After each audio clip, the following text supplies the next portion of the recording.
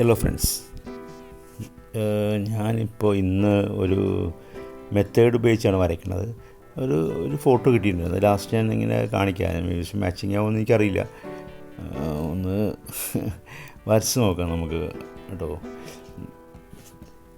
ഇപ്പോൾ മെത്തേഡ് വെച്ച് ആദ്യം തന്നെ ചെറുതായിട്ടൊന്ന് മാർക്ക് ചെയ്തിട്ടുണ്ടായിരുന്നു. അത് ജസ്റ്റ് ആ ബാക്ക്ഗ്രൗണ്ടൊക്കെ ഏകദേശം കിട്ടുമോയെന്ന് അറിയാൻ വേണ്ടിയാണ്. നമ്മളിപ്പോൾ അത് ഫുള്ളായിട്ട് ഞാനിത് പഠിച്ചിട്ടില്ലല്ലോ. അപ്പോൾ അതിൻ്റെ ആ ഒരു ചെറിയ ചെറിയ ഇത് എൻ്റെ പോരായ്മകളുണ്ടാവും. അപ്പോൾ അതൊന്ന് കറക്റ്റ് ചെയ്യണം. അതുകൊണ്ടാണ് ഞാൻ ജസ്റ്റ് ആ മെത്തേഡ് ഫുള്ളായിട്ടൊന്ന് ജസ്റ്റ് നോക്കിയത്. പിന്നെ അതുപോലെ കഴിവതും കുറച്ച് റബ്ബിങ് കുറക്കുക, അതൊക്കെ കൂടി മനസ്സിലിങ്ങനെ വെച്ചിട്ടുണ്ട്. എത്രത്തോളം ആവുമെന്നറിയില്ല, പക്ഷേ നമ്മൾ ട്രൈ ചെയ്തുകൊണ്ടിരിക്കുക അല്ലേ. അതുതന്നെ എനിക്ക് ആദ്യവും അവസാനവും എപ്പോഴും പറയാനുള്ളത്. പിന്നെ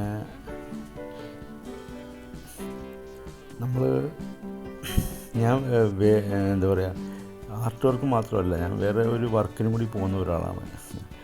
അപ്പോൾ സമയം കിട്ടുമ്പോഴാണ് നമ്മൾ ഇടയ്ക്ക് നമ്മുടെ ആ ഒരു ഡ്രീം അല്ലേ, സമയം കിട്ടുമ്പോഴാണ് നമ്മളിതൊക്കെ ചെയ്യുന്നത്. അതായത് ഒരു എന്താ പറയുക, നമ്മുടേതായ ഒരു ആഗ്രഹത്തിൽ ചെയ്യുന്നത് അല്ലേ. മിക്ക ആൾക്കാരും എനിക്ക് തോന്നുന്നത് കമ്പൽസറി ഇല്ലെങ്കിൽ ഒരു ഫോഴ്സ് ചെയ്ത ഒരു ഇതാണ് നമ്മൾ ആ ഒരു ജോബിലേക്ക് പോകുന്ന ഒരു ഇത് എനിക്ക് തോന്നിയിട്ടുണ്ട്. മിക്കവരും കാണുന്നവരും അല്ലെങ്കിൽ എൻ്റെ ചുറ്റും നിൽക്കുന്ന ആൾക്കാരൊക്കെ മനസ്സുകൊണ്ട് തന്നെ അവർ വേറെന്തൊക്കെയോ പഠിച്ചോ അല്ലെങ്കിൽ വേറെന്തൊക്കെയോ ചെയ്യാൻ ആഗ്രഹിക്കുന്ന കുറേ വ്യക്തികളെയാണ് ഞാൻ എപ്പോഴും എന്നെ കണ്ടുകൊണ്ടിരിക്കുന്നത്. അവരുടെ ആഗ്രഹങ്ങളാണ് അവർ എപ്പോഴും ഇടയ്ക്ക് എന്നോടിങ്ങനെ പറയാറുള്ളത്. അപ്പോൾ അത് കേൾക്കുമ്പോൾ ഒരു സങ്കടം തോന്നും. പക്ഷേ എന്ത് ചെയ്യാൻ പറ്റും അല്ലേ. നമുക്ക് ഇപ്പോൾ നമ്മുടെ കയ്യിലുള്ളത് കളഞ്ഞിട്ട് നമുക്ക് ഇതിൻ്റെ പുറകെ പോകാൻ അങ്ങനെ പറ്റില്ല. അത് ഒരു സത്യമാണത്. നമ്മൾ എന്താ പറയുക, അതൊരു ഓട്ടോമാറ്റിക് നമ്മുടെ ഉള്ളിലുള്ള ആ ഒരു തീവ്രമായ ഒരു എന്താ പറയുക, ഒരു ഫയർ അല്ലേ, അങ്ങനെയല്ലേ പറയുക.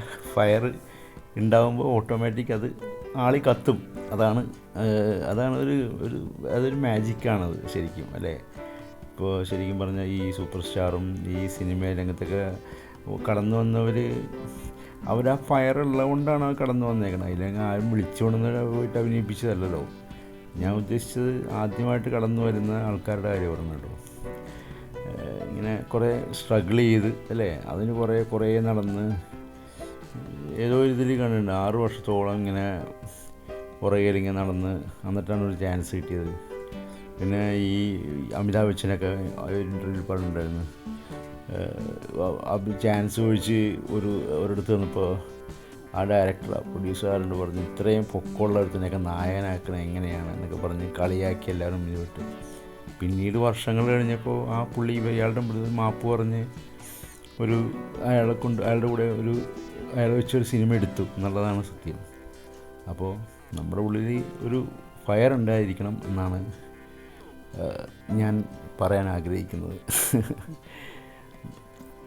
പിന്നെ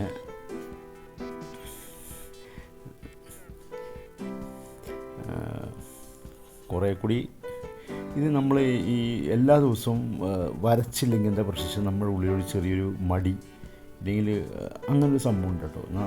അത് ഈ എന്താ പറയുക, ഈ വരക്കണ സംബന്ധിച്ച് നിൽക്കുന്ന ആൾക്കാർ അല്ലെങ്കിൽ പഠിക്കുന്ന ആൾക്കാർ കാണുകയാണെങ്കിൽ അവരോട് പറയാനുള്ളത് എന്താ പറയുക, നമുക്ക് കുറേ വരച്ച് കഴിഞ്ഞ് ഏകദേശം കുറച്ച് കറക്റ്റ് ആകുമ്പോഴത്തേക്കും പിന്നെ നമ്മുടെ ഉള്ളിൽ ഒരു ഓട്ടോമാറ്റിക് ഒരു ചെറിയൊരു മടിയോ അല്ലെങ്കിൽ ഉൾവലി ബാക്കിലേക്ക് കഴിഞ്ഞ് ഒപ്പം വേണ്ട എന്നുള്ള ആ ഒരു മൈൻഡ് വരാൻ ചാൻസസ് കൂടുതലാണ്. അപ്പോൾ നമ്മൾ എന്താ ചെയ്യുകയെന്ന് വെച്ച് കഴിഞ്ഞാൽ എന്താ പറയുക, അത് എങ്ങനെയെങ്കിലും അതിജീവിച്ച് കിടക്കണം. എന്നാലാണ് നമുക്ക് ആ ഒരു എന്താ പറയുക, നമ്മൾ മനസ്സിൽ കാണുന്ന ആ ഒരു രൂപങ്ങൾ കറക്റ്റായിട്ട് അച്ചീവ് ചെയ്തെടുക്കാൻ പറ്റുള്ളൂ എന്നാണ് എനിക്ക് തോന്നുന്നത്. നമ്മൾ എൻ്റെ അഭിപ്രായത്തിൽ ഈ റാങ്ക് ഹോൾഡേഴ്സും ഇവരെയൊക്കെ കാണുന്നുണ്ടല്ലേ, അവരുടെ ബാക്കിൽ ഭയങ്കര എഫേർട്ടായിരിക്കും.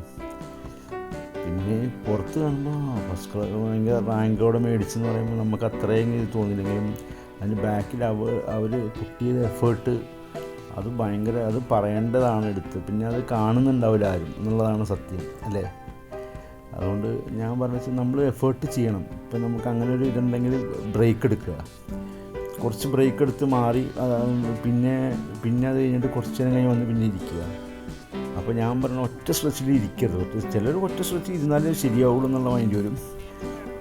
പക്ഷേ ഞാൻ പറഞ്ഞ ഇടയ്ക്ക് ചെറിയൊരു ബ്രേക്ക് എടുക്കണം. കാരണം നമ്മുടെ ആ ഒരു ബോഡി റിലാക്സ് ചെയ്യാനും നമ്മുടെ എന്താ പറയുക സ്ട്രെയിൻ, നമ്മുടെ ഫോക്കസിങ് കുറച്ചത്തേക്ക് ബ്ലറാകും. അത് സ്വാഭാവികമാണ്. അപ്പോൾ നമ്മളത് ആ സമയം നമ്മൾ പതുക്കെ ബ്രേക്ക് എടുത്ത് ഒരു നടക്കുക അല്ലെങ്കിൽ ഇത്തിരി വെള്ളം എന്തെങ്കിലും കുടിച്ച് ഒരു മൈൻഡൊന്ന് റിഫ്രഷ് ചെയ്ത് കഴിഞ്ഞാൽ പിന്നെ ഇരിക്കുമ്പോൾ അത് പിന്നെ എനർജറ്റിക്കായി ഫോക്കസ് ചെയ്യാൻ പറ്റുന്നതെന്ന് പറയുന്നത്. അതായത് ഒറ്റ സ്ട്രെച്ചിൽ നിൽക്കാൻ പാടില്ല എന്നാണ് കണക്ക് എനിക്ക് തോന്നണം. എനിക്ക് തോന്നുന്നു അതായിരിക്കും ഏറ്റവും നമ്മൾ കംഫർട്ട് ഫീൽ ചെയ്യണമെന്നാണ്. അപ്പോൾ ആ ബോറിങ് എന്നുള്ള ആ വാക്ക് വരില്ല. അല്ലെങ്കിൽ എന്താണെന്ന് വെച്ച് കഴിഞ്ഞാൽ കുറച്ച് കഴിയുമ്പോഴത്തേക്കും നമുക്ക് സ്വാഭാവികമായിട്ട് കുറേ ഇരുന്ന് കഴിയുമ്പോൾ നമുക്ക് തോന്നും വേറെ എന്തെങ്കിലുമൊക്കെ ഒന്ന് ചെയ്യാമെന്ന് വിചാരിക്കും. ആ ഒരു കുറേ ഇരുന്ന് കഴിയുമ്പോൾ നമുക്കൊരു ക്ഷീണം അല്ലെങ്കിൽ നമുക്കൊരു വേറൊരു ടയർഡ്നെസ് ഫീൽ ചെയ്യും. വർക്കിംഗ് അല്ലാതെ തന്നെ ഒരു ടയർഡ്നെസ് നമ്മുടെ ബോഡിക്ക് ഫീൽ ചെയ്യും. അപ്പോൾ അത് വരാതിരിക്കുക നോക്കുക എന്നുള്ളതാണ് ഏറ്റവും നല്ലത്, അല്ലെങ്കിൽ ഏറ്റവും ബെസ്റ്റ് എൻ്റെ അഭിപ്രായത്തിൽ. അങ്ങനെ വരരുത്. അതിനിടയ്ക്ക് നമ്മൾ എന്തെങ്കിലുമൊക്കെ ഒരു റിലാക്സേഷൻ എന്തെങ്കിലും ചെയ്യണം. ഏത് വർക്കാണെങ്കിലും ശരി അങ്ങനെ തന്നെ ആയിരിക്കണം ഞാൻ പറയണം. അപ്പോഴാണ് കുറച്ച് നമുക്ക് ആ ഒരു അച്ചീവ്മെൻറ്റ്സ് കൂടുതൽ പെട്ടെന്ന് കിട്ടാം. നമ്മുടെ ബ്രെയിൻ എല്ലാം സ്ട്രെയിൻ ചെയ്യണമല്ലോ, ബ്രെയിൻ നല്ലോണം വർക്ക് ചെയ്യണം. പിന്നെ അതുകൂടാതെ എന്താ പറയുക, നമ്മുടെ ഹാൻഡ്സ് അതനുസരിച്ച് ഇതാകണം, എന്താ പറയുക, വഴങ്ങി വന്നം നല്ല നമുക്ക് ആ ഏകദേശം ഒരു നമ്മൾ ഉദ്ദേശിക്കുന്ന ആ സ്ഥലത്തേക്ക് എത്തിക്കാൻ പറ്റുള്ളൂ വരച്ചിട്ട്. അപ്പോൾ എൻ്റെ അഭിപ്രായത്തിൽ കുറച്ച് ബ്രേക്ക് കൊടുത്ത് ചെയ്യുക എന്നുള്ളതാണ്. പിന്നെ ഓരോരുത്തരുടെ മൈൻഡ് സെറ്റ് പോലെ ഇരിക്കട്ടോ. പിന്നെ ചിലർ വിചാരിക്കും ഇങ്ങനെ ഭയങ്കര കുറേ ചെയ്ത് കഴിയുമ്പോഴാണ് മൈൻഡ് നമുക്കൊരു സെൽഫ് മോട്ടിവേഷൻ ഉണ്ടാവും. ആ ലെവലെത്തി കഴിയുമ്പോഴത്തേക്കും നിർത്തുന്ന കുറച്ച് ആൾക്കാരുണ്ട്. അതായത് കുറേ വരച്ച് നമ്മൾ കുറേ വ്യൂസൊക്കെ കഴിയുമ്പോഴത്തേക്കും ഓട്ടോമാറ്റിക് നമ്മളുടെ കോൺഫിഡൻസ് വരും. അപ്പോൾ കുറച്ച് നിർത്തുന്ന ആൾക്കാരുണ്ട്. എങ്ങനെയായാലും ഞാൻ പറഞ്ഞ നമ്മുടെ ബോഡിയുടെ ഇത് വെച്ച് നോക്കുകയാണെങ്കിൽ ഞാൻ പറഞ്ഞ മെത്തേഡ് കുറച്ചുകൂടി നല്ലതായിരിക്കും എന്നാണ് എനിക്ക് തോന്നുന്നത്. ഏകദേശം പുള്ളിയുടെ ഇതൊക്കെ ആയി വരുന്നുണ്ട്. ഏകദേശം കുറച്ച് ഒറ്റ ഇതിൽ പതുക്കെ നോക്കി വരക്കണതാണ്.